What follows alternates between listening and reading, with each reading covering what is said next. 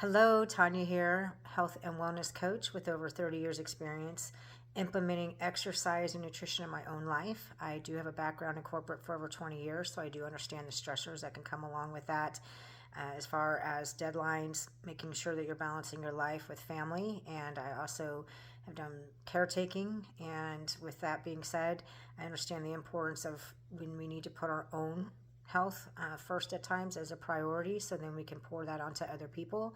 It's very challenging when we're juggling multiple things to not be taking care of our own body, our own temple and mind.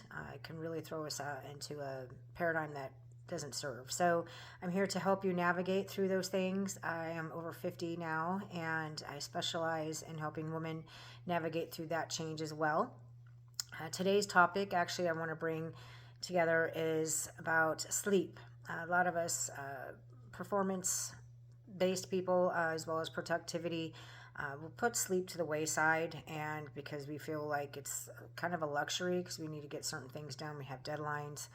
However, especially after we are 50, it directly affects our hormones, and it actually will affect our performance as well as making sound decisions that are actually beneficial. It's very counterproductive. So, some tips I want to provide you.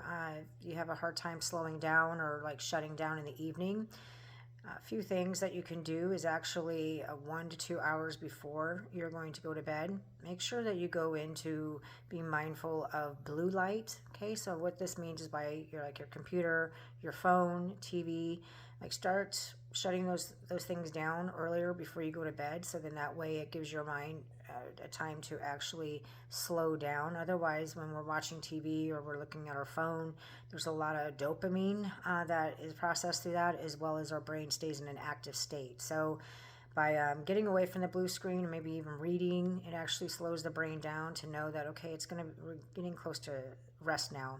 Another thing too is caffeine. I definitely would cut that out earlier in the afternoon. Those stimulants can really affect our sleep as well. If we're having it too late in the day, it actually can wake us up in the middle of the night. It does affect our hormones as well as our cortisol and our adrenals. So, another thing too is supplementation. I like to take a magnesium, calcium before I go to bed. Actually, it helps slow things down for me as well. Another thing too is if you wake up in the middle of the night and you find, because our cortisol level typically will go up while we're sleeping and when we first wake up, something I like to do is I like to mind dump. What I mean by that is like journal before you go to bed, maybe 5 to 10 minutes, just putting down maybe things that you went through that day or maybe something that you're navigating through at the present time, just so it actually doesn't wake you up in the middle of the night and you go into that space. It actually really helps declutter the mind. And then another thing too is setting your house at a nice cool temperature, or at least your bedroom, anywhere between 65 to 68 degrees. I know that sounds really cold. For me, that sounds really cold because I typically like to be in a warm room. However, it really does help slow down the body as well as help with blood circulation and also with melatonin uh, release. There we go. I was trying to say that word right. And because the melatonin, obviously we know is it helps sleep, helps the body rest, and the more melatonin that we can produce naturally, the better. So those are just some tips I like to do. And then one last thing, which is I find is the most important thing, is having yourself on an actual schedule. So it doesn't have to be perfect, okay? Sometimes life, or life does play out. So there might be times where, especially if you're caretaking or you have kids or you are, multi dimension of doing certain tasks, then maybe going to bed at 8 o'clock every night isn't sustainable. However, you want to set something where you can at least hit the target most of the time. So maybe it's a sweet spot between 9 and 5. You know that you're going to get 7 to 8 hours of sleep. So you want to start winding down between 7 and 8 o'clock at night. That's when you want to start getting the blue lights off. You want to start winding down, maybe journaling, reading a good book, doing something to really put your mind into a nice space. And then also getting up around the same time. Okay, so we start putting ourselves into a clock. Okay, it's really beneficial for our hormones because it stabilizes. So but I just want to give you those tips today.